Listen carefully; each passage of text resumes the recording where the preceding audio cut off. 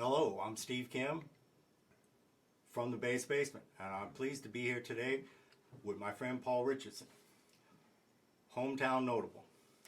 And that hometown would be Tacoma, Washington. So, speaking of Paul, one of the many things we know you for is your left hand. And a lot of bass players I know admire your left hand. And one I don't know, who everybody else knows, is Paul Jackson, Herbie Hancock's.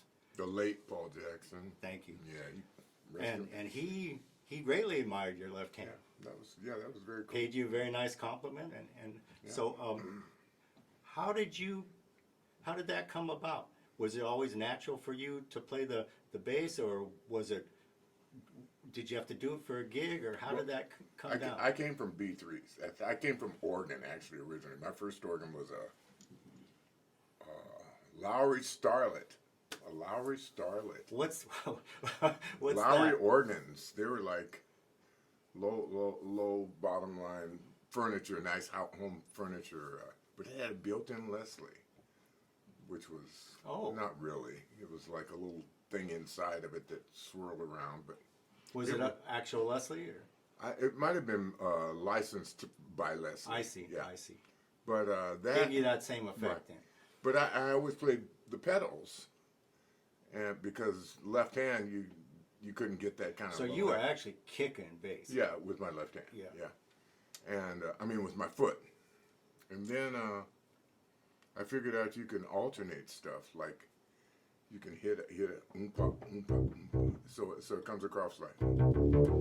And you got the same sound with your left hand or the foot. You got as close as you could get. Okay, so you could double it up, Right. and it would sound like you could play those octaves and stuff. That's I never heard of that. That's pretty slick. In fact, I think Chester does that sometimes too. A lot of people do that. But the thing when I heard, I think what got me was when I first heard Headhunters, I realized the bass player does not have to be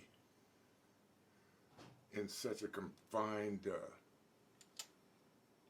position. I mean, he can be concrete, but his concrete does not have to fit the prescribed mold of you must come down on one, the line must start on the tonic, you must emphasize the root all the time. So listening to Paul Jackson really got you into more rhythmic, syncopated things. It's like I think first thing I heard him do was like, I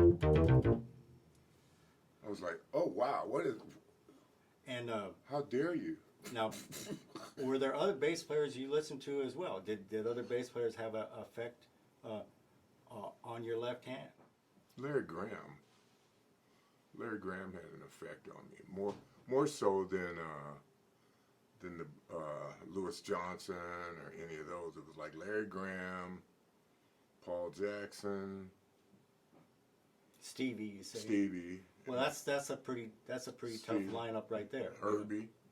Yeah. And Herbie. That's it. I mean, if you're gonna, and then Zawinul, his way of doing stuff, it opened up a whole nother thing where it was about space, you know. In fact, the most dramatic thing you can do is leave silence there, you know.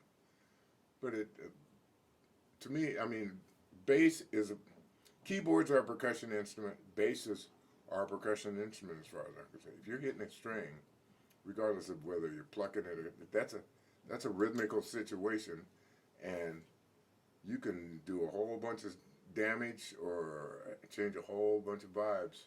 Now, a lot of bass players might see a keyboard player that kicks bass as maybe some kind of threat to their livelihood, you know. But actually, we want to demonstrate how this is in a bass player's advantage to know a keyboard player that kicks bass. So we're gonna try to show how that works. Right. Before we do that, you have some things coming up. Now you're leaving town and you're gonna go play with Lady A. Yeah, who's a late notable in the news. Did she get her things settled with the? Okay. And I have no idea how it worked out, but I'm sure it worked out. Where are you going? We're going to the Brandington blues festival. Oh, we're going to another blues festival in Pendleton coming up, and a bunch of other places. And then we're going to Spain next year. There's some. There's a whole bunch of little funky festivals coming up around. All right. And you just concluded a thing with Earshot. What was that about? That was for Elna Jordan, a vocalist. She's it's funny. To me, it's it's for Earshot Jazz, but we were playing all kinds of.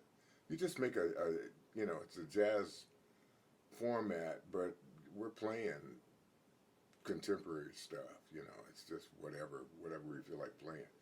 And they were doing a showcase to introducing the community to Earshot more, and they wanted more feedback from community how they could improve themselves, and that was really cool. That was a very eye-opening experience for me.